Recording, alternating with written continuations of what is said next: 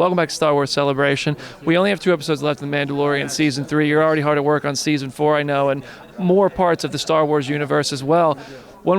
How is these final 2 episodes of Mandalorian, what kind of trajectory can you tease about where it's going to send the story when we come back and see Mando and Grogu and these characters the next time? Well, if I talk too much about what happens, it'll really take away from the viewing experience. So it's not too much longer to wait. Where there's a lot of characters and storylines that we've threaded through these multiple seasons, and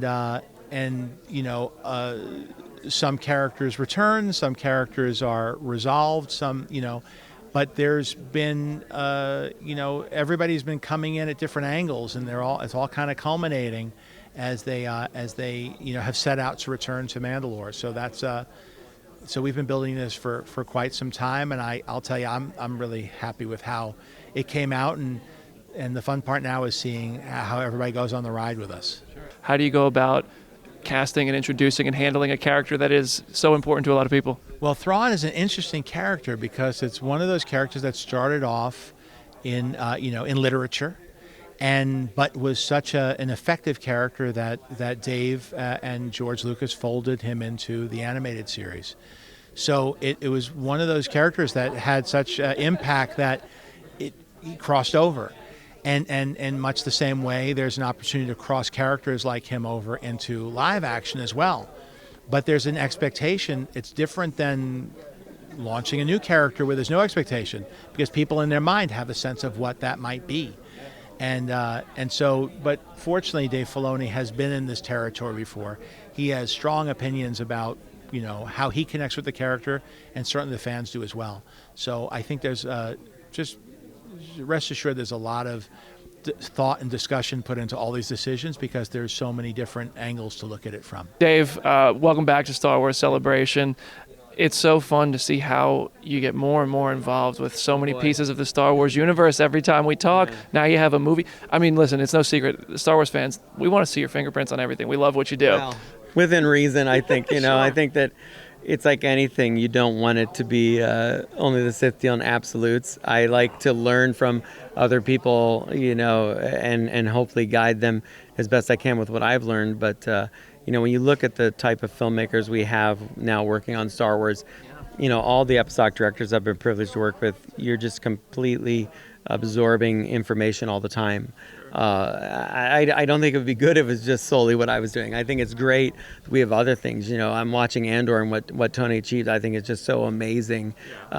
You need that inspiration as a filmmaker to keep you fresh, to keep you doing new and exciting things yourself. So I'm glad when you look at the slate of what we're doing, there's so many different types of things, slightly different styles, different viewpoints. That's what's going to keep Star Wars strong. I totally agree, and you guys have an incredible roster of talent behind the scenes and in front of the camera. But I love you talk about learning. You've now directed in live action as well on television. What have you learned from your work on The Mandalorian, Ahsoka, that you're going to take with you to the movie now?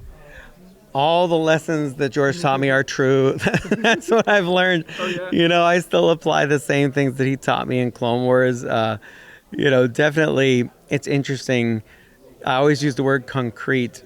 Things you shoot in live action are very concrete, where in animation I can go back and kind of tweak a performance. Not so much in live action. To a greater degree than you would have in the past. Yeah. I will say, when you watch the documentary Light and Magic, and George talks about the things that he needed to make the films that he wanted to make, and the way that he integrated digital technology in the editing process, not just about visual effects, but in the way you make and put a film together. We have all benefited from the way that he and his creative team pioneered that, and we are able to do very flexible things now with film in a way that was impossible. So when you look at older films, when you go watch The Seven Samurai, you really understand the genius of what's going on there, because how did he capture what he captured?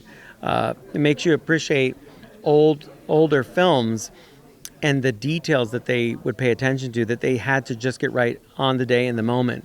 And those are the things I've learned going forward, that I still like to try to operate that way, get it right on the day in the moment, and use the digital when I need to, but not rely on it, which might be different coming from animation, where I rely on it. It is what the world is. So it's a constant learning curve, and you just got to hope you get better with each one you do, each story you tell. Well, I can't wait to see how great you've got with this movie, man. So, the Ahsoka trailer just dropped today.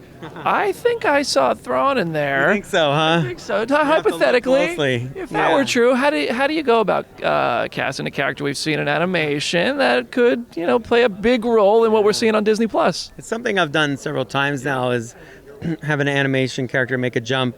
All I can say is, I asked Kathy about this. How do you know when you found the right person for a part? And she just looked at me and said, Dave, you just know. And she's right.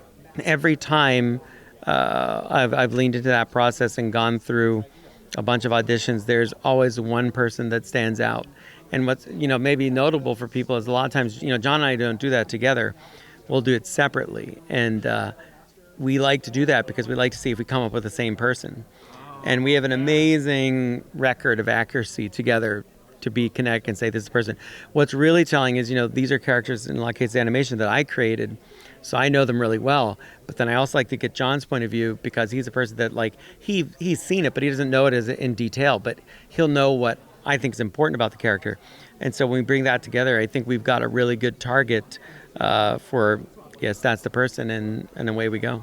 My last thing for you, a character I want to ask about, if you think we'll ever see him make a jump, Dash Rendar. Dash Rendar, wow, look at you. That's a pull. I would just say anything's possible. If I would have looked back over the years and said I'd be doing live action, I would have thought, I don't see that happening. And yet here I am, and standing on that stage today and looking left and seeing Charmaine and looking right and seeing James, that's so special to me. And it's a real thrill, and it's a real responsibility that I take seriously, and it's a great opportunity for myself, and I hope to represent Star Wars and fans well. Giancarlo, it's always a pleasure to see you. Always looking sharp, and you just made a heck of an entrance on the Star Wars Celebration stage here in Europe. We saw footage of Moff Gideon from Episode 7 of Mandalorian during that presentation. We heard Moff Gideon talk about Thrawn. I would love to hear from you, your perspective. What does a guy like Moff Gideon think of a guy like Admiral Thrawn? Well, Admiral Thrawn hasn't really shown up for his duties, and he's agreed to be a part of this council, but he's not around, so he doesn't think much of him as a leader at present.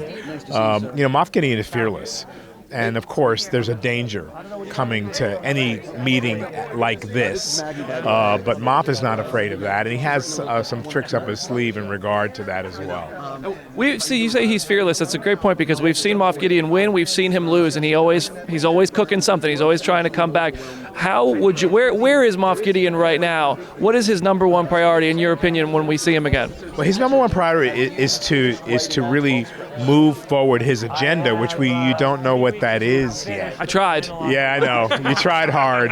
You almost had me. But you'll get a glimpse of it soon. And it could blow your mind. I mean, he's now in the world of technology, and he realizes. I mean, this is a little teaser today. What is he asking for, right? And what is he doing that you don't know? And it's all on a level that is next level. And so was that all laid out to you when you first started? No. You're kind of learning as you go a little bit? I'm learning as I go and creating and inspiring them as they inspire me. Rick, thank you for talking to us at Star Wars Celebration. I know you're directing episodes 7 and 8 of Season 3 of The Mandalorian.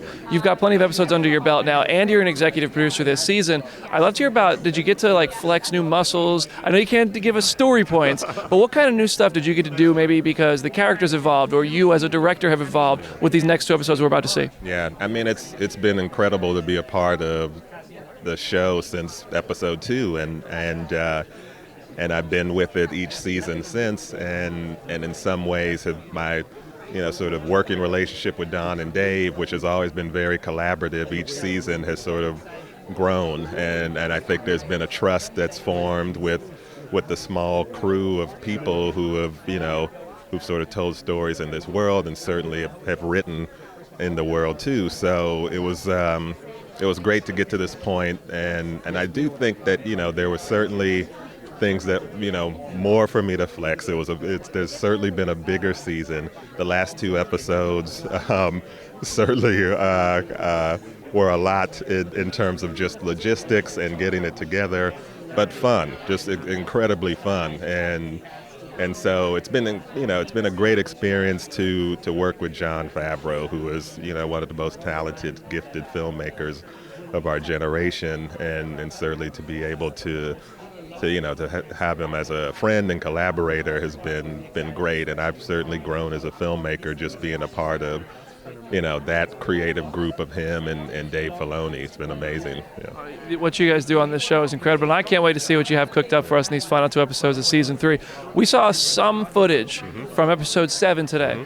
We had a name drop in that footage, a certain character named Thrawn, who I'm pretty sure we also saw in footage for Ahsoka. We've seen in animation. I'd love to hear, if a character like that is debuting and you're in charge of such a character, how do you handle the circumstances, the pressure of introducing a major character to the Star Wars universe, whether it's Thrawn or just anybody? But is there a special way to treat something like that? Well, I mean, the show has had its fair share of sort of big surprises in the past, and so I mean, what's great now is that, like I said, there's a great crew and of people who've been telling stories in this world, and obviously Dave Filoni predates what I've been doing, John's been doing, and so the fact that characters that have existed from the creations of Dave and his storytelling are starting to make their way into live action, it just makes organic sense. And obviously we've had Ahsoka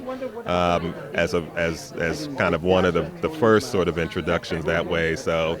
And certainly Dave is getting ready to prep that show, and they're putting it together now.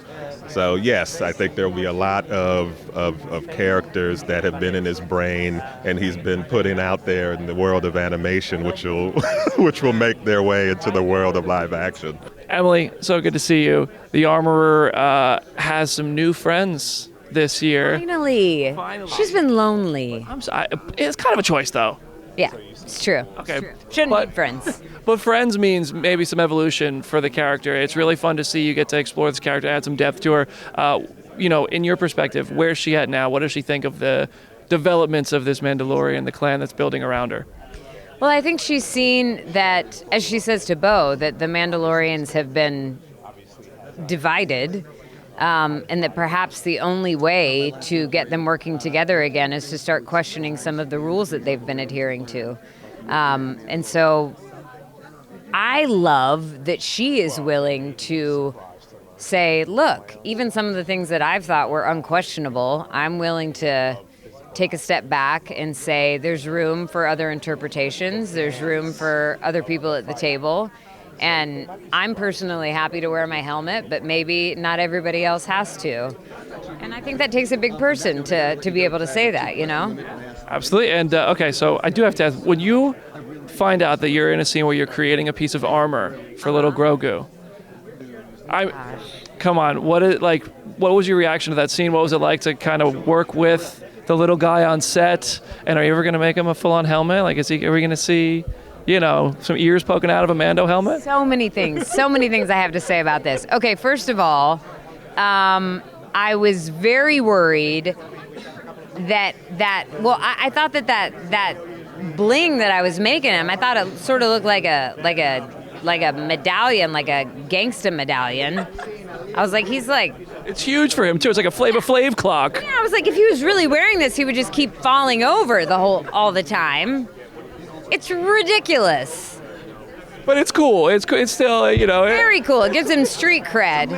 But then also when we were shooting it, no joke, when I had to open up his little robes, I was like, you guys, please tell me if any of this looks inappropriate, because I don't want to get canceled on the internet because the Armorer... He's 50 years old. ...gets too handsy with Grogu. So, but...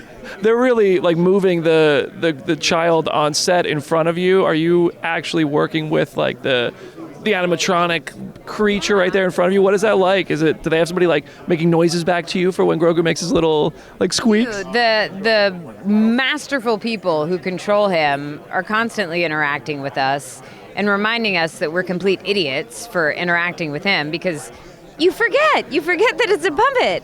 And you start, you can't help it because he's so beautiful and he's so cute. And you just start talking to him and you start making faces at him, and then they're controlling him, and so they're going to make him do stuff back to you. I love it. Well, I can't wait to see what you guys got left for us in these next 2 episodes, and thank you for coming by to talk. Thank you.